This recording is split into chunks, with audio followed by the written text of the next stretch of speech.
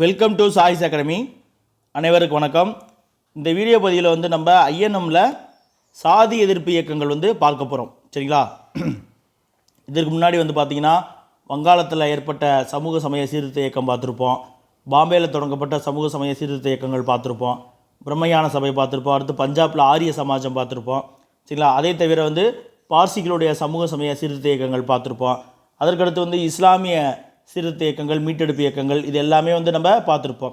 இந்த இயக்கங்கள் எல்லாமே பார்த்திங்கன்னா பெரும்பாலும் மேல் சாதியாக கருதப்பட்ட மக்களுடைய அவங்க மீது தான் அதிகமான கவனத்தை செலுத்தியது. அதற்கடுத்து பார்த்திங்கன்னா இந்த கடைநிலையில் இருக்கக்கூடிய மக்களுக்கு அப்படின்னு சொல்லி சில சமூக சீர்திருத்த இயக்கங்கள்லாம் உருவாகுது. சரிங்களா? அப்படி முதலாக அப்படின்னு சொல்லி பார்த்திங்கன்னா பம்பாயில், பூனாவில் மகாத்மா ஜோதிபா பூலே அவர்கள் தான் எனது கடைநிலையில் இருக்கக்கூடிய ஒடுக்கப்பட்ட மக்களுக்காக ஒரு சீர்திருத்த இயக்கத்தை துவங்குறார். அவருடைய இயக்கத்தினுடைய பெயர் தான் எனது சத்திய சோதக் சமாஜ். இந்த சத்திய சோதக் சமாஜ் அதனுடைய தமிழ் பெயர் என்ன அப்படின்னு பார்த்தீங்கன்னா உண்மை நாடுவோர் சங்கம், இல்லைன்னா உண்மை தேடுவோர் சங்கம் அப்படின்னு சொல்லுவாங்க. இந்த அமைப்பை இவர் 1873ஆம் ஆண்டு தான் நிறுவுறார். அதற்கு முன்னாடியே இவர் குலாம் கிரி அப்படின்ற ஒரு நூலை வெளியிட்டிருப்பார். 1872 குலாம்கிரி அப்படின்னா அடிமைத்தனம் அப்படின்னு பொருள். அந்த நூலை வெளியிட்டிருப்பார். அதற்கு அடுத்த வருஷம் தான் இவர் சத்திய சோதக் சமாஜ் அப்படின்ற அமைப்பை நிறுவியிருப்பார். சரிங்களா? அதற்கடுத்து இவர் பார்த்தீங்கன்னா இந்தியாவிலேயே முதன்முதலாக இந்தியாவிலேயே பெண்களுக்கான ஒரு பள்ளியை நிறுவியிருப்பார் பூனால. அதற்கடுத்து பார்த்தீங்கன்னா ஒடுக்கப்பட்ட மக்களுக்காகவும் விவசாயிகளுக்காகவும் இரவு நேர பள்ளிகளை நிறுவியிருப்பார். அதற்கடுத்து பார்த்தீங்கன்னா விதவை பெண்களோட குழந்தைகளுக்காக ஆதரவற்றோர் இல்லங்களை நிறுவியிருப்பார். சரிங்களா? இவருடைய பங்களிப்பு அப்படின்னு சொல்லி பார்த்தீங்கன்னா ரொம்ப மிக முக்கியமான பங்களிப்பு. சரிங்களா? இவருடைய இயக்கத்தினுடைய தொண்டுகள், செயல்பாடுகள், அப்புறம் இவரை பற்றின செய்தியெல்லாம் பார்த்துடலாமா? பாருங்கள்.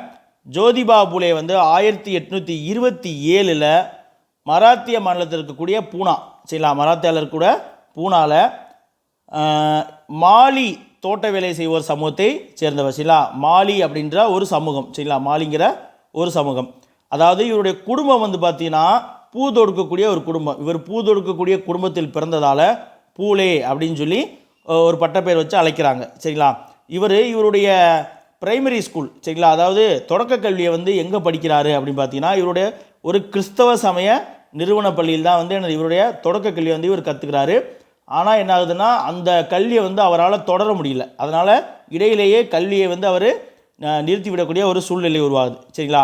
அடுத்து பார்த்தீங்கன்னா இவர் இவர் வாழ்ந்த காலகட்டங்களில் கடுமையான அடக்குமுறைகளை இவர் சுயமாகவும் அனுபவிச்சிருக்காரு. அதே போல் ஒடுக்கப்பட்ட மக்கள் படக்கூடிய அவலங்களை நேரில் பார்த்ததால் அவர்களுடைய வாழ்வை முன்னேற்றணும் அப்படிங்கிறதுக்காக உருவாக்கப்பட்ட ஒரு அமைப்பு தான் இந்த சத்திய சோதக் சமாஜ். சரிங்களா?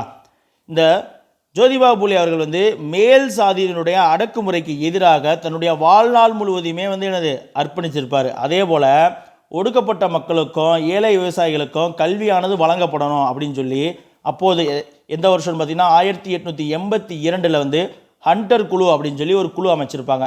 அந்த ஹண்டர் குழுட்ட போயிட்டு இவங்களுக்கு கல்வியே கற்றுக் கொடுக்க வேண்டிய அவசியத்தை உணர்த்தி பல்வேறு அறிக்கைகளும் சமைச்சிருப்பார். சரிங்களா? இந்தியாவில் ஆங்கிலேயர் ஆட்சி காலத்தில் கல்வி அப்படிங்கிறது பார்த்தீங்கன்னா 1813ஆம் ஆண்டு பட்டய சட்டத்தில் ஆங்கில பாராளுமன்றம் என்ன பண்ணுவாங்க, இந்தியர்களுடைய கல்வியை ஆங்கில கிழக்கிந்திய கம்பெனி ஏற்றுக்கொள்ளணும். அதனால் இங்கிலாந்து பாராளுமன்றம் வருஷத்துக்கு 1 லட்சம் ரூபாய், சரிங்களா, வருஷத்துக்கு 1 லட்சம் ரூபாய் நிதி ஒதுக்குவாங்க. அடுத்து பார்த்தீங்கன்னா தாமஸ் மன்றோ இருக்கார் இல்லையா, சென்னையில் கவர்னராக இருந்தார். அப்போ அந்த தாமஸ் மன்றோனுடைய வாதங்களின் அடிப்படையில், அவருடைய பரிந்துரைகளின் அடிப்படையில் 1823 10 வருஷம் கழித்து பொதுக்கல்வி குழு அப்படின்னு சொல்லி கல்விக்கான பொதுக்கல்வி குழு உருவாக்கப்படும்.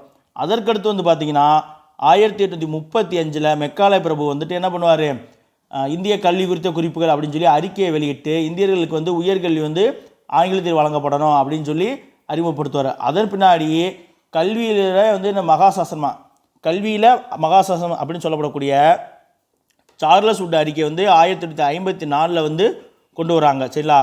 அதற்கப்புறம் தான் இந்த கல்வி தொடர்பாக ஹண்டர் குழு வருது. சரிங்களா? 1882 ஹண்டர் குழு வருது. இப்படி தான் இந்தியாவில் எனது ஆங்கில ஆட்சி காலத்தில் இப்போ வரைக்கும் கல்வியானது பரப்பப்பட்டு வந்துச்சு. அதாவது கீழ் நோக்கி பரவுதல் முறை அப்படின்னு சொல்லியிருப்பாங்க. அதாவது கல்வியை என்ன பண்ணுவாங்கன்னா ஒரு குறிப்பிட்ட மேல்தட்டு மக்கள் இருப்பாங்களே அவங்க கீழே அவங்களுக்கு கல்வியை சொல்லி கொடுத்துட்டா அவங்க என்ன பண்ணுவாங்க, கல்வியை மற்றவங்களுக்கு சொல்லி கொடுத்து அடித்தட்டு மக்கள் வரைக்கும் கொண்டு போயிடுவாங்க அப்படின்னு சொல்லி ஆங்கிலம் முதல் நினச்சிருப்பாங்க.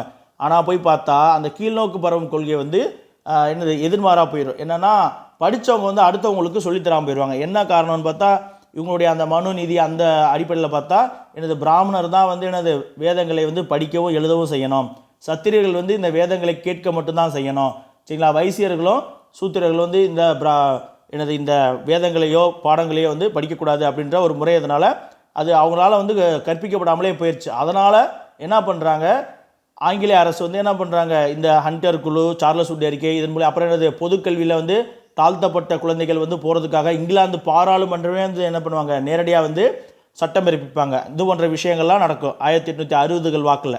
இப்படி தான் வந்து கல்வி வந்துச்சு. அதில் ஒரு முக்கியமான குழு தான் வந்து இந்த ஹண்டர் குழு. இந்த ஹண்டர் குழு வந்து 1882 உருவாக்கப்பட்டது. அந்த குழுவில் வந்து தாழ்த்தப்பட்டோருக்கு கல்வி அளிக்கப்பட வேண்டிய அவசியத்தை வந்து வலியுறுத்தி எனது அறிக்கையை வந்து சமர்ப்பிச்சிருப்பார் சரிங்களா.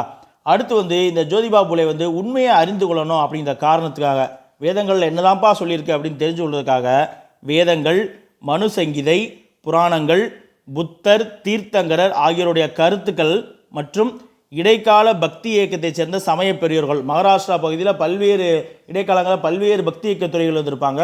அந்த பல்வேறு பக்தி இயக்க துறைகள் எல்லாருமே வந்து என்னது ஒரு மேல்தட்டு உறுப்பினராக மட்டுமே இருக்க மாட்டாங்க. அப்படி பார்த்தீங்கன்னா துக்காராம் வந்திருப்பார், ஏக்நாத், இவங்கெல்லாம் வந்திருப்பாங்க. ஒருத்தர் முடிதிருத்துவராக இருப்பார், ஒருத்தர் சலவை தொழிலாளியாக இருப்பார், ஒருத்தர் தோல் பதினிடுவராக இருப்பார்.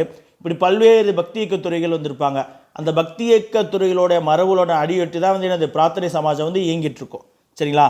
அப்போ அவர்களுடைய கருத்துக்களை எல்லாம் இவர் வந்து ஆழமாக படிச்சிருக்காரு. அது மட்டும் இல்லாமல் மேற்கத்திய சிந்தனைகளோடும் கிறிஸ்தவம் மற்றும் இஸ்லாம் ஆகிய மதங்களோடும் தன்னை வந்து பரிச்சயப்படுத்தி கொண்டார். அதாவது மேற்கத்திய சிந்தனைகளையும் உள்வாங்கிக்கிறாரு, கிறிஸ்தவம், இஸ்லாம் இது எல்லாத்துலேயும் சொல்லப்பட்டிருக்க நல்ல கருத்துக்கள் எல்லாம் நல்லா ஆழ்ந்து வாசித்து ஒரு அறிவை பெறுறார் சரிங்களா. அடுத்து பார்த்தீங்கன்னா இவர் என்ன பண்ணுறாருனா ரெண்டு விஷயத்தை வச்சு ஒட்டுமொத்த பண்பாட்டு மரபையுமே வந்து இவர் என்ன பண்ணுறாரு, டிசைட் பண்ணுறார். என்ன 2 விஷயம் அப்படின்னா, ஒன்று பகுத்தறிவு, இன்னொன்று வந்து சமத்துவம். இந்த ரெண்டை வட்டு என்ன பண்ணுறாரு, சீர்தூக்கி பார்க்குறாரு மொத்த பண்பாட்டையும் சரிங்களா. இப்போ சமத்துவம் அப்படிங்கிறது என்னென்னா, சமத்துவம் அப்படின்ற கொள்கை வந்து என்னது, சாதிய முறையையும் அதிகாரமிக்க குடும்ப அமைப்பையும் பெண்களுடைய கீழான நிலையினையும் ஒட்டுமொத்தமாக மறுக்க சொல்லுச்சு சரிங்களா. சமத்துவம் அப்படிங்கிறது என்னது, சாதிய முறை, அதிகாரமிக்க குடும்ப அமைப்பு, பெண்களுடைய கீழான நிலை, இது எல்லாத்தையும் என்னது ஒட்டுமொத்தமாக மறுக்கணும் அப்படின்னு சொன்னதான் வந்து என்னது சமத்துவம். பகுத்தறிவு அப்படிங்கிற கொள்கை எதை சொல்லுதுன்னா, மூட நம்பிக்கைகளுக்கும் சடங்குகளுக்கும் நீக்கப்படணும் அப்படிங்கிறது தான் வந்து என்னது பகுத்தறிவு சரிங்களா. இப்போ சமத்துவம் அப்படின்ற கொள்கையினுடைய கோட்பாடு என்ன, பகுத்தறிவு அப்படின்ற கொள்கைக்கான விளக்கம் என்ன அப்படிங்கிறத பார்த்துட்டோம் சரிங்களா. அடுத்து பாருங்கள். அடுத்து பார்த்தீங்கன்னா அரசியல், சமூகம், பொருளாதாரம், மதம் இவை தொடர்பான பிரச்சனைகளில் அவர் வந்து என்னது யார், அவர்னா ஜோதிபா புலே அவர்கள் முற்போக்கான கருத்துக்களை தான் கொண்டிருக்கார் சரிங்களா. அரசியல், சமூகம், பொருளாதாரம் மற்றும் மதம் இது தொடர்பான அனைத்து விஷயங்களுமே வந்து என்னது ஒரு முற்போக்காக சிந்திக்கக்கூடிய ஆள். அது மட்டும் இல்லாமல் ஜாதி முறையானது பிராமணர் அல்லாதவர்களுடைய உணர்வுகளை தட்டி எழுப்பி பல நூற்றாண்டு காலமாக நிலவி வரும் சமத்துவமின்மை, சமூக தாழ்வு நிலை ஆகியவற்றுக்கு எதிராக எனது அந்த ஒடுக்கப்பட்ட மக்களை புரட்சி செய்ய ஒருங்கிணைத்து போராட்டங்களை மேற்கொள்ள செய்தவர் தான் இந்த ஜோதிபா புலே அவர்கள். அது மட்டும் இல்லாமல் இவர் இந்த லட்சியங்களை அடைவதற்காகத்தான் வந்து உருவாக்கிய அமைப்பு தான் சத்திய சோதக் சமாஜ் சரிங்களா, உண்மை தேடும் சங்கம் அப்படின்ற அமைப்பு வந்து உருவாக்குறார். அவருடைய லட்சியங்கள் என்னது, அதாவது பிராமணர் அல்லாதவருடைய உணர்வுகளை வந்து தட்டி எழுப்பி, உனக்கு இவ்வளோ காலமாக கல்வி மறுக்கப்பட்டிருக்கு, உன்னுடைய உழைப்புக்கேற்ற ஊதியம் மறுக்கப்பட்டிருக்கு, உனக்கு வந்து கோவிலில் போகிறதுக்கான அனுமதி மறுக்கப்பட்டிருக்கு, இது போன்று அவர்களுக்கு எதெல்லாம் மறுக்கப்பட்டிருக்கோ, ஒரு மனிதனுக்கு இதெல்லாம் கிடைக்க வேண்டியது எதெல்லாம் கிடைக்காமல் இருக்கோ அதையெல்லாம் நீங்கள் வாங்கணும், எல்லாருமே சமத்துவமாக இருக்கணும், சமூக தாழ்வு நிலையில் இருக்கக்கூடாது, இவற்றுக்கு எல்லாமே அந்த ஒடுக்கப்பட்ட சமூகத்தினுடைய கடைநிலையில் இருக்கக்கூடிய மக்களை வந்து அவற்றையெல்லாம் பெறுவதற்காக புரட்சி செய்யறதுக்காக ஒருங்கிணைத்து போராட்டங்களை எல்லாம் வந்து இவர் மேற்கொண்டு நடத்தினார். இதுதான் அவருடைய லட்சியங்கள். இந்த லட்சியத்தை நிறைவேற்றுவதற்காக அவர் வந்து ஒரு நம்ம தனி ஆளாக இருந்தால் வேணது இதெல்லாம் நம்ம கொண்டு போக முடியாது அப்படிங்கிறதுக்காகத்தான் ஒரு அமைப்பை உருவாக்குறாரு. அந்த அமைப்பு தான் சத்திய சோதக் சமாஜ் சரிங்களா. எப்போ 1873 பூனாவில் உருவாக்குறார் சரிங்களா. அடுத்து வந்து பார்த்தீங்கன்னா முக்கியமானது வந்து இவர் என்ன, மக்களுக்கு வந்து கல்வி கொடுத்தாலே கிட்டத்தட்ட எல்லா பிரச்சனையும் தீர்ந்துடும். ஏன்னா கல்வி அறிவு வெளிச்சம் பெற்றாலே ஒருவன் அறியாமையிலிருந்து நீங்கி விடலாம். சரிங்களா, அறிவு வெளிச்சம் கிடைச்சாலே அறியாமலேருந்து நீங்கிடலாம். அதனால் என்ன பண்ணுறாரு, அதுக்காக தான் அவர் ஹண்டர் குழுலாம் போயிட்டு என்னது கல்வி கற்றுக் கொடுக்கணும் அப்படின்னு சொல்கிறார். அவர் வெறுமனே கோரிக்கை மட்டும் வைக்கிறது இல்லாமல் அவர் தானே முன் வந்து இந்தியாவிலேயே முதலாக சரிங்களா, இந்தியாவிலேயே முதலாக 1848 சரிங்களா, 1848 10th புக்கில் வந்து 1851 கொடுத்துருக்காங்க. சரிங்களா, இந்த வருஷத்தில் அவருடைய மனைவியான சாவித்திரிபாய் பூலே அவர்களுடைய துணையுடன் வந்து முதல் பெண்கள் பள்ளியை வந்து துவங்குறார். சரிங்களா, அந்த பெண்கள் பள்ளியினுடைய முதல் ஆசிரியராக இருந்தவர் பெண் ஆசிரியர் அப்படின்னு பார்த்தீங்கன்னா ஜோதிபா பூலே அவர்களுடைய மனைவியான சாவித்திரிபாய் பூலே அவர்கள் தான். அவரை பற்றி முன்னாடி நான் படித்ததில் பார்த்தீங்கன்னா, இந்த சாவித்திரிபாய் பூலே அவர்கள் வந்து இந்த பெண்கள் பள்ளிக்கு ஆசிரியராக போகும்பொழுது என்ன பண்ணுவாங்கன்னா, இன்னொரு மாற்று உடை ஒன்று கையிலே கொண்டு போவாங்களாம். ஏன் அப்படின்னா, மற்றவர்கள்லாம் இருப்பாங்க இல்லையா, மற்ற மக்கள் எல்லாமே வந்து ஒரு பெண் போய் ஒரு பெண்கள் பள்ளிக்கூடத்துக்கு வந்து, அதாவது ஜோதிபா பூலே கல்வி கட்டதுனால அவர் வந்து அவர் மனைவிக்கு கல்வி சொல்லி கொடுத்து அவர் மனைவி மூலயமா பெண்களுக்கு கல்வி சொல்லி கொடுக்குறாரு. சரிங்களா, அப்படி இருக்கும்போது இவங்க அவங்களுக்கு மற்ற ஒடுக்கப்பட்ட படிப்பறிவில்லாத மக்களுக்கு கல்வியை சொல்லித்தரன்னு சொல்லி போகும்பொழுது இந்த இடையில் இருக்கக்கூடிய மக்கள்லாம் இருப்பாங்களா, இதை வந்து எதிர்க்கக்கூடிய பிற்போக்குவாதிகள் இருக்காங்களா, அவர்கள் மீது கண்ட பொருட்கள் இந்த சாணி இது போன்ற விஷயங்கள்லாம் வந்து எரிஞ்சு அவரை வந்து அவமானப்படுத்துவாங்களாம். இவங்க ஒரு மாற்று உடையை கொண்டுட்டு போய் அதை பின்னாடி அந்த பள்ளிக்கு போயிட்டு அவங்க தன்னை சுத்தப்படுத்திட்டு மாற்று உடையை மாற்றிக்கிட்டு தான் பாடம் நடத்துனாங்களாம். இந்த போன்ற இவ்வளவு கஷ்டங்கள் பட்டு தான் பெண்களுக்கு கல்வி வந்து அளிக்கப்பட்டு இன்றைக்கு வரைக்கும் பெண்கள் ஒவ்வொரு விஷயங்களையும் பெண்களுக்கு முக்கியத்துவமானது கொடுத்துக்கிட்டே வர்றாங்க. சரிங்களா, அதற்காக பின்னாடி யாரெல்லாம் எவ்வளோ கஷ்டப்பட்டாங்க, சமூகத்தில் என்னென்ன மாற்றங்கள்லாம் நடந்துச்சு அப்படிங்கிறது தான் நம்ம இந்த தேசிய மறுமலர்ச்சி அப்படிங்கிற பாடங்களில் படிச்சுக்கிட்டு வரோம். பாருங்கள், மக்களின் கல்வியை விடுதலைக்கான புரட்சிகரமான காரணியாக இருக்கும் அப்படின்னு சொல்லி சொன்னவர் யார், ஜோதிபா பூலே அவர்கள். இவருடைய முக்கிய நூல் வந்து குலாம்கிரி. சரிங்களா, இந்த குலாம்கிரி அப்படின்ற நூலை 1872 அவர் வந்து வெளியிடுறாரு. குலாம்கிரி அப்படின்ற சொல்லுக்கான பொருள் வந்து அடிமைத்தனம் அப்படிங்கிறதான். சரிங்களா, அடுத்து வந்து பார்த்தீங்கன்னா, சமூகத்தில் வந்து பெண்களும் வறுமை நிலையில் சரிங்களா வறுமை நிலையில் உள்ள நசுக்கப்பட்டோருமே மிகவும் பாதிக்கப்பட்டவர்கள். அடுத்து, பெண்களுடைய விடுதலை என்பது சமூகத்தின் ஏனைய வர்க்கங்களின் விடுதலையோடு இணைந்துள்ளது அப்படின்னு சொல்லி வாதிட்டார். அதாவது இந்த சமூகத்தில் வந்து பெண்களும் வறுமை நிலையில் பாதிக்கப்பட்ட மக்கள் தான் வந்து என்னது மிகவும் கஷ்டப்படக்கூடியவங்க. அதனால் பெண் விடுதலை அப்படிங்கிறது வெறுமனே பெண்களுக்கான விடுதலை மட்டும் கிடையாது, சமூகத்தினுடைய ஏனைய வர்க்கங்களுடைய விடுதலையோடு இணைந்திருக்கு அப்படின்னு சொல்லி அவர் வாதிடுறார். அடுத்து வந்து பார்த்தீங்கன்னா, வர்க்கங்களுக்கு இடையேயான சமத்துவம் மற்றும் ஆண் பெண் சமத்துவத்தை முன்வைத்தார். அதாவது பல்வேறு வர்க்கங்கள் இருக்கு இல்லையா, பல்வேறு வர்க்கங்களுக்கு இடையே சமத்துவம் இருக்கணும், அது மட்டும் இல்லாமல் ஆண் பெண் வேறுபாடு இருக்கக்கூடாது, ஆண் பெண் சமத்துவமும் இருக்கணும் அப்படிங்கிறாரு. அதே போல் அவர் என்ன பண்ணுறாருனா, திருமணம் நடக்கும் பொழுது திருமண ஒப்பந்தங்கள் பண்ணுவாங்க இல்லையா, அப்போ திருமணம் நடக்கும் பொழுது ஒரு மணப்பெண்ணினுடைய கல்வி உரிமையை வந்து அந்த மணமகன் வந்து ஏற்றுக்கொள்ளணும் அப்படின்னு சொல்லி அவர் உறுதி வாங்குவார். சரிங்களா, எவ்வளோ பெரிய முற்போக்கு சிந்தனை. ஒரு பெண்ணை கல்யாணம் பண்ணி கொடுக்கணும்னா அந்த பெண்ணுக்கான கல்வி உரிமையை வந்து கணவன் வந்து கண்டிப்பாக கொடுக்கணும் அப்படின்னு சொல்லி உறுதி வாங்கிக்கிட்டார். அடுத்து பார்த்தீங்கன்னா பாருங்கள், ஜோதிபா கல்வியின் மூலம் தாழ்த்தப்பட்ட மக்களை முன்னேற்ற முடியும் அப்படின்னு சொல்லி நம்பினார். அதற்காக வந்து அவர் முயற்சிகளை செய்தார். அதனுடைய விளைவு தான் வந்து என்னது இந்த பெண்கள் பள்ளி, அடுத்து விவசாயிகளுக்கான இரவு நேர பள்ளி, இது எல்லாமே. அடுத்து, பூலே தன்னுடைய கருத்துக்களை உண்மையான போராட்டங்களாக மாற்ற விரும்பினார். மக்களுக்கு கட்டாய தொடக்க கல்வியையும் விவசாய வர்க்கங்களை சேர்ந்த ஆசிரியர்களை கொண்டு கற்பிக்குமாறு ஆங்கில அரசாங்கத்தை பூலே வந்து என்னது வற்புறுத்தினார். சரிங்களா, அடுத்து பார்த்தீங்கன்னா 1848 புத்வார் பீத் சரிங்களா, புத்வார் பீத் அப்படின்ற இடத்துல தான் வந்து என்னது இவர் பெண்கள் பள்ளியை வந்து நிறுவுறாரு. 10th புக்கில் இன்னொரு புக்கில் வந்து 1851 அப்படின்னு சொல்லி கொடுத்துருக்காங்க. சரிங்களா, நோட் பண்ணிக்க. ஆனால் தமிழ் புக்கு மற்ற அவுட் சோர்ஸை பார்த்தீங்கன்னா 1848 தான் முதல் பெண்கள் பள்ளி, 1848 தான். அதே காலகட்டங்களில் ஜோதிபா பூலே அவர்கள் ஒரு ஸ்காட்டிஷ் பள்ளிக்கூடத்தில் வந்து ஆசிரியராக இருக்கார். அவர் அந்த ஸ்காட்டிஷ் பள்ளிக்கூடத்தில் ஆசிரியராக இருக்கும்போதே என்ன பண்ணுறாருனா, ஒரு 6 வருஷம் கழிச்சு 48 பெண்கள் பள்ளி தொடங்குறாரா, அந்த காலகட்டத்தில் இவர் வந்து ஒரு ஸ்காட்டிஷ் பள்ளியில் ஆசிரியராக இருக்கார். அப்போ என்ன பண்ணார், 1854 விவசாயிகளுக்காக ஒரு இரவு நேர பள்ளியை வந்து நிறுவுறார். சரிங்களா, அந்த இது எல்லாமே வந்துட்டு இந்த பெண்கள் பள்ளியும் சரி, விவசாயிகளுக்கான இரவு நேர பள்ளியும் சரி, இந்த 2 பள்ளியும் நிறுவுவதில் அவருக்கு துணையாக இருந்தது அவருடைய மனைவியான சாவித்திரிபாய் அவர்கள் தான். சரிங்களா, அடுத்து பார்த்தீங்கன்னா, அனைத்து பிரிவினருக்கும் பொதுவான அனாதை இல்லங்களை வந்து அவர் தோற்றுவித்திருப்பார். குறிப்பாக பார்த்தீங்கன்னா விதவை பெண்களுடைய குழந்தைகளுக்கான இல்லங்களை வந்து அவர் நிறுவியிருப்பார். சரிங்களா? அடுத்து வந்து பாருங்கள், 1851 பெண்களுக்கென்று ஒரு பள்ளியையும் தாழ்த்தப்பட்ட மக்களுக்காக ஒரு பள்ளியையும் தனது துணைவியார் சாவித்திரிபாய் உதவியோடு துவங்கினார். இதுதான் வந்து ஸ்கூல் புக்கில் இருக்குது. சரிங்களா? 10th புக்கில் இது வந்து இந்த 48 அப்படிங்கிறது தான் வந்து மேக்ஸிமம் அவுட் சோர்ஸ்லேயும் இருக்குது. இன்னொரு தமிழ் புக்லேயும் வந்து 48 தான் இருக்குது. சரிங்களா? அடுத்து இவர் வந்து இந்த 2 பள்ளிகள் நடத்துகிறாலே, ஒன்று பெண்களுக்கான பள்ளி, அடுத்து விவசாயிகளுக்கு, அதாவது ஒடுக்கப்பட்ட மக்களுக்கான பள்ளி, இந்த 2 கல்வி பணிகளையும் பாராட்டி ஆங்கில அரசாங்கம் என்ன பண்ணுறாங்கன்னா, நீங்கள் வந்து இந்த பள்ளிக்கூடங்கள்லாம் நடத்துகிறீங்க, அப்போ உங்களுக்கு இன்னும் வந்து நாங்கள் எங்கள் சைட்லேருந்து சலுகை பண்ணுறோம்னு சொல்லி ஒரு 6 ஏக்கர் நிலம், 6 ஏக்கர் லேண்டை வந்துட்டு என்ன பண்ணுறாங்க, கவர்மெண்ட் வந்து ப்ரொவைட் பண்ணுது. அதன் மூலயமா வந்துட்டு அவர் கல்வியை வந்து அந்த பள்ளிக்கூடங்களை வந்து எஸ்டாப்ளிஷ் பண்ணுறாரு. சரிங்களா? எந்த வருஷம் கவர்மெண்ட் வந்து அவருக்கு லேண்டு இஷ்யூ பண்ணுறாங்கன்னா 1857 பெருங்கிளர்ச்சி நடந்துச்சு இல்லையா, அந்த வருஷம் தான் வந்து என்னது 1857 ஆங்கில அரசாங்கம் வந்து ஜோதிபா புலே அவர்களுக்கு 6 ஏக்கர் நிலத்தை வந்து கொடுத்தது. ஸோ கவர்மெண்ட்டே வந்து என்னது நிலம் கொடுத்து அவரை என்கரேஜ் பண்ணதுனால அவர் மேலுமே வந்து என்ன பண்ணிட்டாரு, சரி நம்ம வந்துட்டு என்னது நம்மளுடைய வேலைக்கு வந்துட்டு ஒரு மதிப்பு இருக்குது, எந்த ஒரு வேலைக்குமே வந்துட்டு என்னது ஒரு கிரெடிட் இருக்கணும். சரிங்களா? ஒரு ரெஸ்பான்ஸு கிரெடிட் இருக்கணும். அப்போனா தான் அந்த வேலை செய்கிறவங்களுக்கு வந்து என்னது இன்ட்ரெஸ்ட் வரும். மேலும் மேலும் வந்து நம்ம அதை இன்னும் நல்லா செய்யணுன்ட்டு. எந்த ஒரு கிரெடிட்டு எந்த ஒரு ரெஸ்பான்ஸும் கிடைக்கலனா அந்த வேலை செய்கிறவங்களுக்கு என்னது காலப்போக்கில் சோர்வாயிரும். சரிங்களா? அப்போ 1857 ஆங்கில அரசாங்கம் ஜோதிபா புலே அவர்களுடைய கல்வி பணியை பாராட்டி 6 ஏக்கர் நிலத்தை வந்து கொடுக்குறாங்க.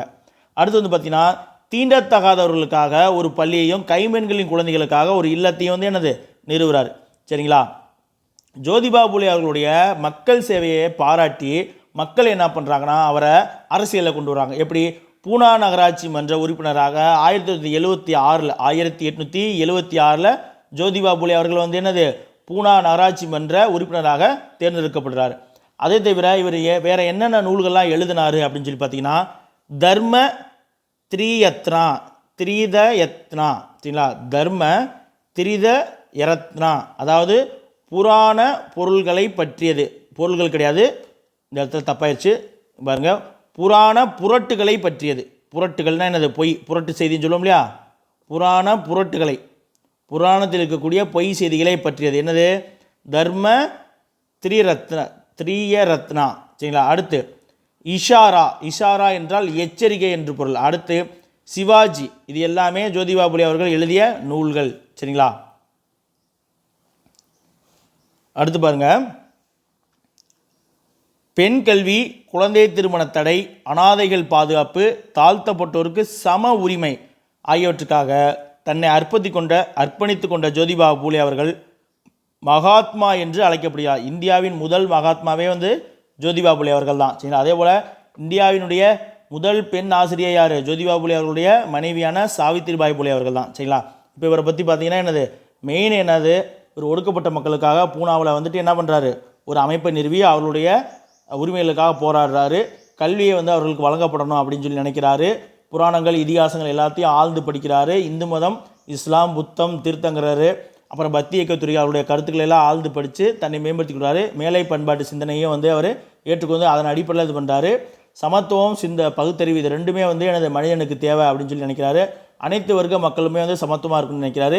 பெண் கல்வி அப்படிங்கிறது பெண் விடுதலை அப்படிங்கிறது வெறுமனே பெண் விடுதலை மட்டும் சார்ந்தது கிடையாது, அனைத்து தரப்புலையும் இருக்கக்கூடிய மக்களுடைய விடுதலையோடு சேர்ந்தது தான் பெண் விடுதலை அப்படின்னு சொல்கிறாரு.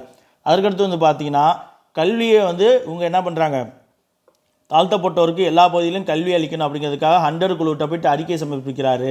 அதற்கு முன்னாடியே இவர் பல வேலைகள் செய்கிறார். என்னது 1848 பெண்களுக்கான முதல் பள்ளியை பூனாவில் வந்து என்னது புத்வார் பீத் அப்படிங்கிற இடத்துல தொடங்குறாரு.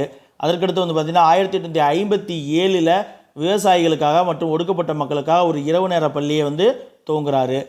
அது ரெண்டுமே வந்து அவருக்கு பின்புலமாகவும் பக்கபுலமாக இருந்தது அவருடைய மனைவியான சாவித்திரிபாய் புலே அவர்கள். சரிங்களா? அடுத்து வந்து பார்த்திங்கன்னா ஆங்கில அரசாங்கம் ஜோதிபா புலே அவருடைய கல்வி பணியை பாராட்டி ஒரு 6 ஏக்கர் நிலம் 1857 தருது. மக்கள் வந்து பூனாவில் இருக்கக்கூடிய மக்கள் எல்லாமே ஜோதிபா புலே அவர்களுடைய சேவையை பாராட்டி 1876 வந்து என்னது அவரை பூனா நகராட்சி மன்ற தலைவராக தேர்ந்தெடுக்கிறாங்க. இது மட்டும் இல்லாமல் இவர் புராண புரட்டுகளை பற்றியது, அதாவது தர்மத்திரியத்னா, இஷாரா, சிவாஜி போன்ற நூல்களை வந்து எழுதியிருக்கார். சரிங்களா? அதோட முக்கியமானது ஒரு பெண்ணுக்கு கல்வி அளிக்கணும் அப்படிங்கிறது அந்த பெண்ணினுடைய கணவனுடைய கடமை அப்படின்னு சொல்லி திருமண ஒப்பந்தத்தின் போது இவர் உறுதி வாங்கிக்கிறார், மணமகன்கிட்ட உறுதி வாங்கிக்கிறார். சரிங்களா? அடுத்து பெண் பெண் குழந்தைகளுக்காகவும் விதவை பெண்களுடைய குழந்தைகளுக்காகவும் ஆதரவற்றோருக்காகவும் என்னது அவர் ஒரு இல்லங்களையும் நிறுவியிருப்பார். அதனால தான் இவரை வந்து என்னது மகாத்மா அப்படின்னு சொல்லி அழைக்கிறாங்க. அடுத்து வந்து பார்த்திங்கன்னா கேரள பகுதியில் சரிங்களா, கேரள பகுதியில் உருவாகின ஒரு சாதிய சீர்திருத்த இயக்கம் பற்றி பார்க்க போகிறோம் சரிங்களா. யார் அப்படின்னு பார்த்தீங்கன்னா ஸ்ரீ நாராயண தர்ம பரிபாலன யோகம் அப்படின்ற அமைப்பு சரிங்களா.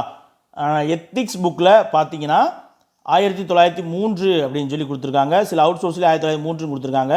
பட் 11th புக்கில் வந்து 1902 கொடுத்துருக்காங்க. ஸோ நம்ம வந்து 1902 to 3 அப்படின்னு சொல்லி வச்சுக்கலாம். இந்த அமைப்பை உருவாக்கின காலகட்டம் பார்த்தீங்கன்னா 19ஆம் நூற்றாண்டில் தோன்றிய ஞான குருக்களில் நாராயண குருவும் ஒருவர் சரிங்களா. இந்த நாராயண தர்ம பரிபாலன யோகம் அப்படின்ற அமைப்பை உருவாக்கியவர் வந்து ஸ்ரீ நாராயண குரு அவர்கள் சரிங்களா. இவருடைய காலம் வந்து பார்த்திங்கன்னா 1854 1928 வரைக்கும் வாழ்ந்திருக்கார். இவர் வந்து ஒரு முக்கியமான ஞானகுரு, அந்த 19ஆம் நூற்றாண்டு காலத்தில் தோன்றியவர் சரிங்களா. நாராயணகுரு அவர்கள் வந்து கேரளாவில் இருக்கக்கூடிய செம்பழுத்தி சரிங்களா, திருவனந்தபுரம் பக்கத்தில் இருக்கக்கூடிய செம்பழுத்தி அப்படின்ற ஒரு கிராமத்தில் ஏழை பெற்றோருக்கு மகனாக பிறந்தார் சரிங்களா. அது மட்டும் இல்லாமல் அவர் கேரளாவிலே வந்து தீண்டத்தகாதவர்களாக அறியப்படக்கூடிய சரிங்களா, தீண்டத்தகாத கீழ் ஜாதியாக கருதப்பட்ட ஈழவ வகுப்பை சார்ந்தவர், அதாவது கல் இறக்குவதை தொழிலாக கொண்ட ஈழவ வகுப்பை சார்ந்தவர் தான் நாராயணகுரு அவர்கள் சரிங்களா. இவரை வந்து பொதுவாக எப்படி அழைத்தாங்க அப்படின்னு பார்த்தீங்கன்னா நானும் ஆசான் அப்படின்னு சொல்லி இவரை பொதுவாக அழைத்தாங்க. ஆசான் அப்படின்னு என்னது ஆசிரியர் அப்படிங்கிறது நமக்கு நல்லா தெரியும். நாராயணகுரு அவர்கள் வந்து தமிழ் மலையாளம் இதில் எல்லாம் வந்து என்னது கவிஞராகவும் புலமை பெற்று இருந்தார் சரிங்களா. அது மட்டும் இல்லாமல் இவர் வேதங்களிலும் உபநிடதங்களிலும் புராணங்களிலும் பெரும் புலமை பெற்றவர் சரிங்களா. கல்லிருக்குவதை தொழிலாக கொண்ட கேரளத்து ஈழவ சமூக இயக்கத்தினுடைய ஈட்டி முனையாக திகழ்ந்திருக்கார் சரிங்களா. எனது ஈழவ சமூகத்தினுடைய ஈட்டி முனையாக திகழ்ந்தவர் யார்? ஸ்ரீ நாராயணகுரு அவர்கள். இந்த நாராயணகுரு வந்து சில நூல்களை வந்து மலையாளத்தில் மொழிபெயர்த்திருக்கார். எந்தெந்த நூல்கள் அப்படின்னு பார்த்தீங்கன்னா திருக்குறள், ஈசோ வாசியா உபநிடதம், அடுத்து வந்து ஒளிவில் ஒடுக்கம் போன்ற நூல்களை எல்லாத்தையும் மலையாள மொழியில் வந்து மொழிபெயர்த்திருப்பார். அடுத்து வந்து பார்த்திங்கன்னா இந்த நாராயணகுரு அவர்கள் வாழ்ந்த காலகட்டத்தில் பார்த்திங்கன்னா அப்போதைய ஆட்சி பகுதி வந்து என்னென்னா திருவனந்தபுரம் சமஸ்தானம் தான் சரிங்களா. திருவனந்தபுரம் சமஸ்தானம் தான், நம்ம கூட புலித்தேவரில் பார்த்துருப்போம் இல்லையா, திருவனந்தபுரம் சமஸ்தானம். அந்த பகுதியில் வந்து பார்த்திங்கன்னா வாழ்ந்த மக்கள் வந்து 2 பிரிவினராக பிரிக்கப்பட்டிருப்பாங்க. ஒன்று வந்து அவர்னர், மற்றவர்கள் வந்து சவர்னர் சரிங்களா. அப்போ இந்த அவர்னர் சவர்னர் இந்த 2 மக்களுக்குள்ள வந்து ஒரு பிரிவினர் மட்டும் கோயிலை சுற்றியுள்ள பகுதியில் போகக்கூடாது, அவர்கள் வந்து கோயில் கட்டக்கூடாது, தெய்வங்கள் அந்த கோயிலுக்குள்ள அனுமதி இல்லை மற்றும் பல்வேறு விதமான அடக்குமுறைகளை வந்து அனுபவிச்சிருப்பாங்க சரிங்களா. அவர்களுக்காக இவர் பல்வேறு பணிகள் செஞ்சு கோயில் நுழைவுக்கான வேலைகள்லாம் செஞ்சுருப்பார். பாருங்க, அவர்னர் சவர்னர் பார்த்தோமா. இந்த அவர்னருங்கிறவங்களுக்கு வந்து அவங்க கல்வி கற்கக்கூடாது, சாஸ்திரங்களை கற்கக்கூடாது, கோயில்களை நிறுவக்கூடாது, பூஜைகள் செய்யக்கூடாது அப்படின்ற சவர்ணர்களுடைய அடக்குமுறைக்கு முடிவு கட்டணும் அப்படின்னு சொல்லி நாராயணகுரு உறுதி பண்ணுறார். இப்படி சவர்ணர்களுடைய அடக்குமுறைக்கு முடிவு கட்டணும் அப்படிங்கிறதுக்காக என்ன பண்ணுறாரு, அவர்னர் வந்து என்னது கோயில் கட்டக்கூடாதா, அப்போ நான் கட்டுவேன் அப்படின்னு சொல்லிட்டு என்ன பண்ணுறாரு. அது மட்டும் இல்லாமல் பிராமணருடைய ஆதிக்கத்துக்கு எதிராக போர்க்கொடி உயர்த்தினார், பிராமணர் அல்லாதவருடைய முன்னேற்றத்திற்காக போராடினார் சரிங்களா. அப்போ கீழ் ஜாதியினர் வந்து கோவிலுக்கு நுழையக்கூடாது அப்படின்ற சமூக தடையை உடைக்கணும். ஏற்கனவே பார்த்தோம் இல்லையா, பிராமணருடைய ஆதிக்கத்தை வந்து நம்ம உடைக்கணும்னு சொல்லி உறுதி பூண்டிருப்பார். அப்போ கீழ் ஜாதியினர் வந்து கோயிலுக்கு நுழையக்கூடாது அப்படிங்கிற சமூக தடையை உடைக்கிறதுக்காக அவர் என்ன பண்ணுறாரு, திருவனந்தபுரம் பக்கத்தில் அருவிபுரம் அப்படின்ற ஒரு ஊரில் வந்து என்ன பண்ணுறாரு, ஒரு கோயிலை கட்டி சரிங்களா. சவர்ணர் மட்டுமே பிரதிஷ்டை செய்ய முடியும் அப்படிங்கிறத மீறி என்ன பண்ணுறாரு, அவர்ணர்களையும் அந்த கோயிலை பிரதிஷ்டை செய்ய வச்சு, அவர்களையும் பூஜை செய்ய வச்சு, அவர்களையும் வழிபாடு செய்ய வைக்கிறார். அந்த கோயிலில் வந்து சாதி மத வேறுபாடு இல்லாமல் எல்லாருமே வந்து போயிட்டு கடவுளை வணங்கிட்டு வரலாம் அப்படின்ற முறையை ஏற்படுத்துகிறார் சரிங்களா. இவர் நல்ல கவிஞர் இல்லையா, ஏன்னா தமிழ் மலையாளம் போன்ற மொழிகள்லாம் இவருக்கு தெரியுமில்லையா. அப்போ சிறந்த சொற்பொழிவாளரான நாராயணகுரு அவர்கள் சாதி சமய வேறுபாடுகள் அற்ற சமதர்ம சமூகத்தை வந்து என்னது உருவாக்க பிரச்சாரம் செய்திருப்பார் சரிங்களா. சாதி சமய வேறுபாடுகளற்ற சமதர்ம சமுதாயத்தை உருவாக்க பிரச்சாரம் செய்திருப்பார். இவர் மட்டும் இல்லாமல் இவருடைய சகாக்கள் என்ன தோழர்கள், இவருடைய சகாக்களை வந்து தீண்டாமை கொடுமையை களைய முயன்றிருப்பாங்க. அப்புறம் என்ன பண்ணியிருப்பார், திருமணம், சமய வழிபாடு, சவ அடக்கம் ஆகியவற்றுக்கான சடங்குகள் எல்லாத்தையுமே வந்து என்னது அவர் எளிமைப்படுத்தி கொடுத்துருப்பார். அதே போல் சமத்துவ சமுதாயம் அமைவதற்காக பாடுபட்டிருப்பார். இது எல்லாத்துக்கும் மேலாக நாராயணகுரு அவர்கள் வந்து என்ன பண்ணியிருப்பார், மனித குலத்துக்கு ஒன்றே சமயம், ஒன்றே சாதி, ஒன்றே கடவுள் அப்படின்ற ஒரு கோஷத்தை கொடுத்துருப்பார். சரிங்களா? நம்ம ஆரிய சமாஜத்தில் சொல்லிப்பாரா யார், நம்ம தயானந்த சரஸ்வதி, மனிதர்கள் அனைவரும் என்னது கடவுளின் பிள்ளைகள், அதில் வந்து வேறுபாடு இல்லை. அதை தான் மனித குலத்துக்கு வந்து என்னது ஒன்றே ஒன்று தான் சமயம், ஒன்றே ஒன்று தான் சாதி, என்னது மனிதன் அப்படிங்கிற சாதி, ஒருவனே தான் கடவுள் அப்படின்ற கோஷத்தை கொடுத்துருப்பாரு. இவருடைய சீடர்களில் முக்கியமானவராக வந்து பார்த்திங்கன்னா சகோதரர் ஐயப்பன் அப்படின்ற ஒரு முக்கியமான சீடர் வந்து இவருக்கும் ஒருபடி மேலே போயிட்டு என்ன பண்ணுவார், மனித குலத்துக்கு மதம் இல்லை, ஜாதி இல்லை, கடவுள் இல்லை அப்படின்னு இருப்பார். அதாவது மனித குலத்துக்கு என்னது மதம் தேவையில்லை, ஜாதி தேவையில்லை, கடவுள் தேவையில்லை அப்படின்னு சொல்லி ஓவராக எஸ்டாப்ளிஷ் பண்ணி கொண்டு போயிருப்பார். சரிங்களா?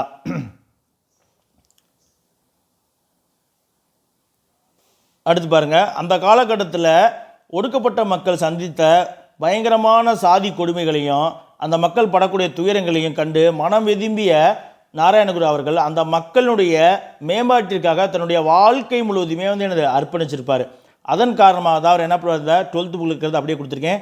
1902 நாராயண தர்ம பரிபாலன யோகம் அப்படின்னு சொல்லி 12th புக்கில் கொடுத்துருப்பாங்க. 10th புக்கில் வந்துட்டு ஸ்ரீ நாராயண குரு தர்ம பரிபாலன யோகம் அப்படின்னு சொல்லி கொடுத்துருப்பாங்க. அப்படி ஒரு அமைப்பை நிறுவி அந்த அமைப்பின் மூலமாக ஆன்மீகம், கல்வி, சமூக தொண்டு போன்ற பணிகளை வந்து நாராயணகுரு அவர்கள் மற்றும் அவருடைய சீடர்கள் சகாக்கள் எல்லாம் செஞ்சுருப்பாங்க.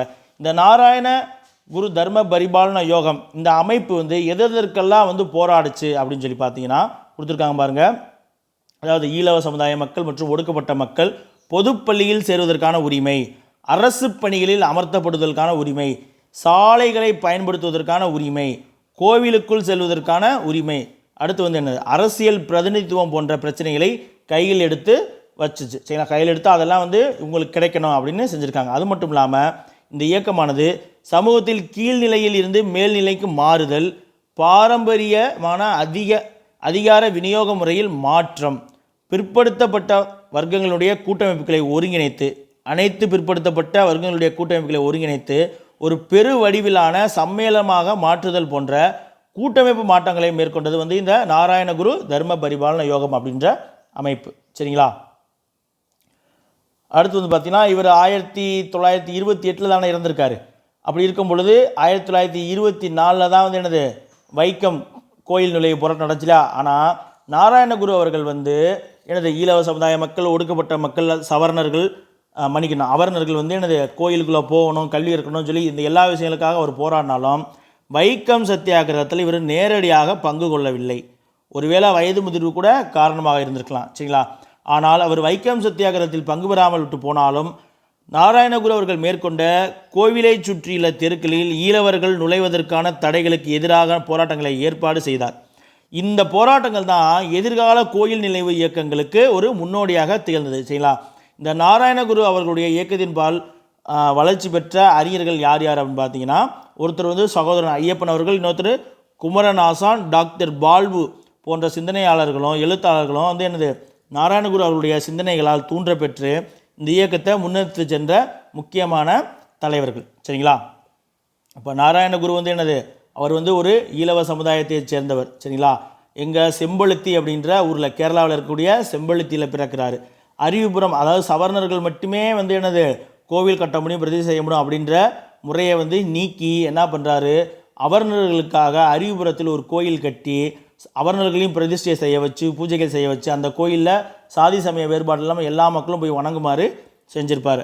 அது மட்டும் இல்லாமல் அந்த மக்களுடைய துயரங்களை போக்குவதற்காக இவர் என்ன பண்ணியிருப்பார், 1902-3 காலகட்டங்களில் நாராயண தர்ம பரிபாலன யோகம் அப்படின்ற ஒரு அமைப்பை தொடங்கி அந்த அமைப்பின் மூலயமாக பொது பள்ளியில் வந்து அதாவது ஒடுக்கப்பட்ட மக்கள், ஈழவ சமுதாய மக்கள் வந்து நுழைவதற்கான ஏற்பாடு, அரசு பணிகள் அவர்கள் கிடைக்கிறதுக்கான வேலை ஏற்பாடு போன்ற விஷயங்கள்லாம் செஞ்சுருப்பார். அதே போல் கோவிலை சுற்றியுள்ள தெருக்களில் ஈழவர்கள் நுழையக்கூடாது அப்படின்னு இருக்கும் பொழுது அவர்கள் வந்து கோவிலை சுற்றியுள்ள தெருக்களில் ஈழவர்கள் போகணும் அப்படிங்கிறதுக்காக இவர் பல்வேறு போராட்டங்களை மேற்கொண்டிருப்பார். இந்த போராட்டங்கள் தான் வந்து பிற்காலத்தில் வந்து ஏற்பட்ட கோவில் நுழைவு போராட்டங்களுக்கு எல்லாமே முன்னோடியாக திகழ்ந்தது. இருந்தாலும் இவர் வாழ்ந்த காலகட்டத்தில் வைக்கம் சத்தியாகிரக போராட்டம் நடந்தாலும் அந்த போராட்டத்தில் வந்து நாராயணகுரு அவர்கள் வந்து நேரடியாக பங்கு கொள்ள இவருடைய சிந்தனைகள்பால் ஈர்க்கப்பட்டு அந்த இயக்கத்தை முன்னெடுத்து சென்ற அறிஞர்கள் யார் யார் அப்படின்னு சொல்லி பார்த்தீங்கன்னா, டாக்டர் குமரன் ஆசான், மன்னிக்கணும், டாக்டர் பால்பு, குமரன் ஆசான் மற்றும் சகோதரன் ஐயப்பன் அவர்கள். சரிங்களா? அடுத்து வந்து பார்த்தீங்கன்னா கேரளாவிலேயே வந்துட்டு மற்றொரு இயக்கமான சாதுஜன பரிபாலன சங்கம். சரிங்களா? அதாவது ஏழை மக்கள் பாதுகாப்பு சங்கம் அப்படின்னு சொல்லுவாங்க. இந்த சாதுஜன பரிபாலன சங்கம் இந்த அமைப்பை துவங்கியவர் யாருன்னா ஐயன்காளி அவர்கள். இவருக்கு முந்திய சீர்திருத்தவாதியான நாராயணகுரு அவர்கள் பால் ஊக்கம் பெற்றவர் தான் இந்த ஐயன்காளி அவர்கள். ஐயன்காளி 1863 திருவனந்தபுரத்தில் இருக்கக்கூடிய வெங்கனூர் அப்படின்ற ஊரில் பிறந்திருப்பார். நாராயணகுரு செம்பழுத்தியில் பிறந்திருப்பார். இவர் வெங்கனூரில் பிறந்திருப்பார். சரிங்களா? அப்போது அந்த பகுதி திருவிதாங்கூர் அரசனுடைய ஆட்சி பகுதியாக இருந்துச்சு. இவர் ஐயன்காளி அவர்கள் சிறு பிள்ளையாக இருக்கும் பொழுதே அவர் பல்வேறு சாதிய பாகுபாடுகளை அவர் சந்திச்சிருப்பார். அதன் காரணமாகவே அவர் ஒரு சாதிய எதிர்ப்பு இயக்கத்தினுடைய தலைவராக மாறியிருப்பார். ஐயன்காளி பொது இடங்களுக்கு செல்லுதல், பள்ளிகளில் கல்வி கற்க இடம்பெறுதல் போன்ற அடிப்படை உரிமைகளுக்காக போராடினார்.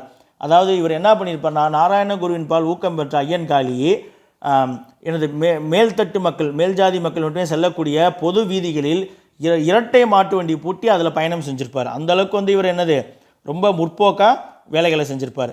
சரிங்களா? நாராயணகுருவால் ஊக்கம் பெற்ற ஐயன்காளி அவர்கள் 1907 சாதுஜன பரிபாலன சங்கம், அதாவது ஏழை மக்கள் பாதுகாப்பு சங்கம் அப்படின்ற ஒரு அமைப்பை ஏற்படுத்தி அந்த அமைப்பின் மூலயமாக அந்த பகுதியில் இருக்கக்கூடிய அந்த ஒடுக்கப்பட்ட மக்களுக்கான பணிகளை செஞ்சுருப்பார். சரிங்களா? இதில் பார்த்தீங்கன்னா நாராயணகுரு அவர்கள் ஈழவ சமுதாயத்தை சேர்ந்தவர். சரிங்களா? ஈழவ சமுதாயத்தை சேர்ந்தவர். ஐயன்காளி அவர்கள் புலையர் சமுதாயத்தை சேர்ந்தவர். சரிங்களா? புலையர் ராஜா அப்படின்னு சொல்லி காந்தியடிகள் அவர்கள் ஐயன்காளி அவர்களை அழைத்திருப்பாங்க. சரிங்களா? இவர் தொடங்கின அமைப்பு சாதுஜன பரிபாலன சங்கம் 1907 தொடங்கியிருப்பார். ஏழை மக்கள் பாதுகாப்பு சங்கம் அப்படின்னு பொருள். இங்கிலீஷில் பார்த்தீங்கன்னா association for the protection of the poor. சரிங்களா? அதற்கு அடுத்து பார்த்தீங்கன்னா நம்முடைய தெலுங்கு பகுதியிலையுமே மறுமலர்ச்சி தோன்றிருக்கு. சரிங்களா? தெலுங்கு மறுமலர்ச்சி இயக்கம். தெலுங்கு மறுமலர்ச்சி அப்படின்னு சொல்லி பார்த்தீங்கன்னா தெலுங்கு மறுமலர்ச்சி இயக்கத்தினுடைய தந்தை அப்படின்னு சொல்லி யாரை சொல்கிறாங்க அப்படின்னு பார்த்தீங்கன்னா கந்துகூரி வீரேசலிங்கம் பந்துலு. சரிங்களா? இவர் தான் தெலுங்கு மறுமலர்ச்சி இயக்கத்தினுடைய தந்தை. இவர் 1848 ஆந்திராவில் இருக்கக்கூடிய ராஜமுந்திரி அப்படின்ற ஊரில் பிறந்திருப்பார். சரிங்களா? இவர் இவருடைய தன்மை, இவருடைய செயல்பாடுகள் பார்த்தீங்கன்னா இவர் ஒரு சமூக சீர்திருத்தவாதி, எழுத்தாளர், அப்புறம் பத்திரிகையாளர். சரிங்களா? இந்த மாதிரி விஷயங்கள்லாம் செஞ்சுருப்பார். இந்த வீரேசலிங்கம் பந்துலு அவர்கள் தென்னிந்தியாவில் மகளிர் விடுதலைக்காக போராடிய ஆரம்ப கால போராளி. சரிங்களா? தென்னிந்தியாவில் மகளிர் விடுதலைக்காக போராடிய ஒரு ஆரம்ப கால போராளி. இவர் என்ன பண்ணியிருப்பார்னா, இவருடைய காலகட்டங்களில் தான் தென்னிந்தியாவிலேருந்து முதல் விதவை திருமணம் நடத்தப்பட்டிருக்கும். சரிங்களா? ஆந்திரா பகுதியில் முதல் விதவை திருமணம் நடந்திருக்கும். அதே போல் இவர் பெண்களுக்கான பள்ளியை நிற்பார். கித்காரணி பள்ளி அப்படின்வாங்க, பள்ளிகளை நிறுவியிருப்பார். சரிங்களா? இப்போ அதை பற்றி பார்த்துடலாமா? பாருங்கள். விதவை மறுமணம் மற்றும் பெண் கல்வி ஆகியவற்றை சமூக சீர்திருத்தத்துக்கான தனது திட்டத்தின் முக்கிய குறிக்கோளாக கொண்டவர். சரிங்களா? இதற்கு முன்னாடி பார்த்த 2 பேர் பொதுவாக ஒடுக்கப்பட்ட மக்கள், பெண் கல்வின்னு எல்லாம் மொத்தமாக போராடிப்பாங்க. ஆனால் இவர் முக்கியமாக கடைநிலையிலாக இருக்கக்கூடிய பெண்களுடைய முன்னேற்றத்துக்காக போராடிய ஒரு ஆரம்பகால போராளி தான் கந்துகூரி வீரேசலிங்கம் பந்துலு அவர்கள். சரிங்களா? ராஜமுந்திரில் பிறந்திருப்பார். இவர் என்னெல்லாம் செஞ்சுருக்காரு அப்படின்னா, விதவை மறுமணம், பெண் கல்வி ஆகியவற்றை சமூக சீர்திருத்தத்திற்கான தனது திட்டத்தினுடைய முக்கிய குறிக்கோளாக ஏற்றுக்கொண்டவர். அது மட்டும் இல்லாமல் பெண் கல்வி, வரதட்சணை ஒழிப்பு, விதவை திருமணம் போன்றவற்றை ஆதரித்து சீர்திருத்தங்களை இவர் தொடங்கி வச்சிருப்பார். அடுத்து பார்த்தீங்கன்னா இவர் பெண்களுக்காக 1874 தனது முதல் பெண்கள் பள்ளியை நிறுவி சமூகத்தை முன்னேற்றமடைய செஞ்சிருப்பார். அது மட்டும் இல்லாமல் பெண் கல்வியை ஊக்குவிப்பதற்காக 1876 விவேகவர்த்தினி அப்படின்ற ஒரு செய்தித்தாளை தொடங்கியிருப்பார். சரிங்களா? விவேகவர்த்தினி அப்படின்ற செய்தித்தாளை தொடங்கியவர் யார்? கந்துகூரி வீரேசலிங்கம் பந்துலு. 1876 சரிங்களா? என்ன காரணத்துக்காக? பெண் கல்வியை ஊக்குவிப்பதற்காக. அதே போல் இந்த நம்ம பிரம்மஞான சபையில் தத்துவ போதினி அப்படிங்கிற இதழ் தமிழ்நாட்டில் கைம்பெண் மறுமணத்திற்கு ஆதரவாக உருவாக்கப்பட்ட இதழ் தான் தத்துவ போதினி. ரெண்டுக்குமே நீங்கள் டிஃபரன்சியேஷன் தெரிஞ்சுக்கணும். 1908 இவர் என்ன பண்ணுறாரு? கிட்காரணி பள்ளி அப்படின்ற ஒரு பள்ளியை தொடங்கியிருப்பார். ஆந்திராவில் விதவைகள் திருமணத்தை 1881 சரிங்களா இவர் நடத்தி காமிச்சிருப்பார். இப்போ நம்ம தென்னிந்தியாவில் தமிழகத்தை தவிர மற்ற பகுதியில் இருந்த சீர்திருத்த இயக்கங்கள் வந்து பார்த்துருக்கோம். சரிங்களா? வீரேசலிங்கம் பந்துலு பற்றி பார்த்தீங்கன்னா என்னது 48 பிறந்திருப்பார். ராஜமுந்திரியில் முக்கியமான இது என்னது, இவர் மகளிர் விடுதலைக்காக போராடிய ஒரு போராளி. 2 ஸ்கூல் வந்து தொடங்கியிருப்பார். ஒன்று வந்து 1877 முதல் பெண்களுக்கான பள்ளி. அதற்கடுத்து வந்து பார்த்தீங்கன்னா 1908 ஒரு கிட்காரணி பள்ளி அப்படின்ற ஒரு பள்ளியை தொடங்கியிருப்பார். இவருடைய தலைமையில் தான் 1881 வந்துட்டு முதல் விதவை திருமணம் வந்து நடத்தி வச்சுருப்பார். அதே போல் 1876 பெண் கல்வியை ஊக்குவிப்பதற்காக விவேகவர்த்தினி அப்படின்ற ஒரு இதில் துவங்கியிருப்பார். அது மட்டும் இல்லாமல் மிக முக்கியமாக தெலுங்கு மறுமலர்ச்சியுடைய தந்தை என போற்றப்படக்கூடியவர் தான் இந்த கந்துகுரி வீரேசலிங்கம் பந்துலு அவர்கள். சரிங்களா? இப்போ வந்து நம்ம தமிழகத்தை தவிர என்னது கேரளா மற்றும் ஆந்திராவில் இருந்த சீர்திருத்த இயக்கங்கள் வந்து பார்த்துட்டோம். இன்னும் பார்த்தீங்கன்னா இந்த தலைப்பில் தமிழ்நாட்டில் வந்து பார்த்திங்கன்னா நமக்கு என்னது வள்ளலார் இருக்கார், ராமலிங்க அடிகள் இருக்கார். அதற்கடுத்து வந்து பார்த்திங்கன்னா அயோத்திதாச பண்டிதர் இருக்கார், ஐயா வைகுண்டர் இருக்கார். சரிங்களா? ஐயா வைகுண்டர், அதுக்கப்புறம் தந்தை பெரியார் சீர்திருத்த, இவங்க 4 பேர் ஒரு டாப்பிக்கு. அதை தாண்டி பார்த்தீங்கன்னா இன்னும் பெண்களில் வந்து பண்டித ரமாபாய் அவர்கள் இருக்காங்க. சரிங்களா? ரமாபாய், அந்த பெண் சீர்திருத்தவாதிகள் சிலர் இருக்காங்க. இந்த 2 தலைப்புகள் முடிச்சிட்டோம்னாலே நமக்கு இந்த தேசிய இயக்கம் அப்படின்ற டாபிக் வந்து முழுமையாக இருந்துச்சு. சரிங்களா? எல்லாமே வந்து நான் அவுட் சோர்ஸையும் கம்பைன் பண்ணி தான் நடத்தியிருக்கேன். சில தேவையான இடங்களை குறிப்பு வச்சுக்கோங்க. உங்களுக்கு எது கஷ்டமாக இருக்கோ அதை மட்டும் குறிப்பெடுத்து வச்சுக்கோங்க. எளிமையாக இருக்கிறத இந்த வருஷங்கள் இது எல்லாத்தையுமே வந்து ஒரு ஸ்டோரி போல், சரி 63 இப்போ யார் ஐயன்காளி இருக்காருன்னா அவர் 1963 பிறக்கிறாரு. என்ன பண்ணுறாரு, சின்ன வயசுலேயே வந்து பலவிதமான சாதி அடக்குமுறைகளை பார்த்து வச்சனால அவர் மனசுக்குள்ளே வரும்போதே நம்ம ஏன் இதெல்லாம் அது பண்ணணும், இதெல்லாம் நம்ம எதிர்த்து இந்த மக்கள் எல்லாம் ஒன்று திரட்டி அவங்களுக்கான அடிப்படை உரிமைகள்லாம் கிடைக்க வைக்கணும்னு சொல்லி ஒரு தலைவராக மாறுறாரு. அந்த காலகட்டங்களில் தான் அவர் என்ன பண்ணுறாரு, நாராயணகுரு அவர்களுடைய செயல்பாடுகள்லாம் பார்த்து அவர் மீது ஊக்கம் கொண்டு என்ன பண்ணுறாரு, சாதுஜன பரிபாலன சங்கம் அப்படின்ற அமைப்பை வந்து உருவாக்குறாரு. சரிங்களா? ஏன்னா நாராயணகுரு 1903 ஒரு அமைப்பை உருவாக்குறாரு. ஒரு 4 வருஷத்தில் அவர் அமைப்பு உருவாக்குற மாதிரி இவர் ஒரு அமைப்பு உருவாக்குறார், ஐயன்காளி. சரிங்களா? அமைப்பு உருவாக்கி அவர் அவர் சார்ந்த அந்த புலையர் இன மக்களுடைய விடுதலைக்காக போராடுறார். சரிங்களா? இப்படி ஒரு ஸ்டோரியாக ஞாபகம் வச்சுட்டு வாங்க. இயர்ஸை வந்து நீங்கள் 1-2 முறை திரும்ப பார்க்கும்போது இயர்ஸ் வந்து கண்டிப்பான முறையில் உங்களுக்கு மறக்காது. சரிங்களா? ஒன்றோட ஒன்று கனெக்ட் பண்ணி வச்சுட்டு பார்த்துக்கிட்டீங்கனாலே உங்களுக்கு கண்டிப்பாக நினைவில் இருக்கும். 1-2 முறை கேளுங்க. ஒரு தடவை உங்கள் மனசுக்குள்ளேயே சொல்லி பாருங்கள், இது ஒரு ஸ்டோரி மாதிரி. இவர் வந்தார், இவர் என்ன செஞ்சார், ஒவ்வொருத்தரும் அவருடைய முக்கியமான வேலை என்ன, பணி என்ன. இப்போ ஜோதிபாபுலேனா முக்கியமானது என்னது, ஸ்கூல் ஆரம்பித்தது. அதே போல் நாராயணகுருன்னா என்னது, முக்கியமானது ஈழவ சமுதாய மக்களுடைய ஈட்டு முனையாக இருந்தார். ஈழவ சமுதாய மக்களுடைய உரிமைகளுக்காக பண்ணார். அது மட்டும் இல்லாமல் பொதுக்கல்வி, பொது இடங்களில் போகிறது வர்றது, இது போன்ற விஷயங்களுக்காக அரசு பணியில் சேர்றது, இது போன்ற விஷயங்களுக்காக செஞ்சார். அதே போல் தான் ஐயன்காளின்னு பார்த்தீங்கன்னா ஐயன்காளி வந்து என்னது, புலையர் இன மக்களுடைய விடுதலைக்காக பண்ணார். ஏன்னா அவர் புலையர் சமுதாயத்தில் இருந்ததால அந்த அடக்குமுறைகளை பூரா சந்திச்சிருப்பார். அப்போ அதிலேருந்து விடுபடுறதுக்கான வேலைகளை செஞ்சுருப்பார். அதே காலகட்டங்களில் நாராயணகுருதனால அவர் இயக்க ஆரம்பித்ததை பார்த்து அந்த உத்வேகத்தில் இவர் இயக்க ஆரம்பித்து ஒரு சீர்திருத்தங்களை வந்து செஞ்சுருப்பார். அதே காலகட்டங்களில் இங்கிட்டு வந்து பார்த்தீங்கன்னா 74 இந்த காலகட்டங்களில் ஆந்திர பகுதியில் கந்துகுரி வீரேசலிங்கம் வந்து பெண்களுடைய முன்னேற்றத்துக்காக முழுமையாக அவர் வாழ்வை வந்து அர்ப்பணிச்சுக்கிட்டு என்ன பண்ணியிருப்பார், பெண்களுக்காக ஒரு பள்ளியை தொடங்கியிருப்பார். அடுத்து கிட்காரணி பள்ளியை தொடங்கியிருப்பார். பெண்கல்வியை ஊக்குவிக்கிறதுக்காக விவேகவர்த்தினி அப்படிங்கிற ஒரு இதழ் தொடங்கியிருப்பார். அடுத்து என்ன பண்ணியிருப்பார், இவருடைய தலைமையில் வந்து 1881 எனது தென்னிந்தியாவிலே முதலாக ஒரு விதவை திருமணத்தையும் நடத்தி வச்சுருப்பார். சரிங்களா? இப்படி ஒரு ஸ்டோரியாக நீங்கள் பார்த்துக்கிட்டீங்கனாலே இது ஒரு 10 நிமிஷம் 15 நிமிஷம் நீங்கள் நல்லாவே அண்டர்ஸ்டாண்ட் பண்ணிக்கலாம். மக்கப் பண்ண வேண்டியது கிடையாது, மனப்பாடம் பண்ண வேண்டியது கிடையாது, புரிஞ்சு கொள்ள வேண்டியது. சரிங்களா? ஓகே, மீண்டும் நம்ம அடுத்த ஒரு வீடியோவில் சந்திப்போம். தேங்க்யூ.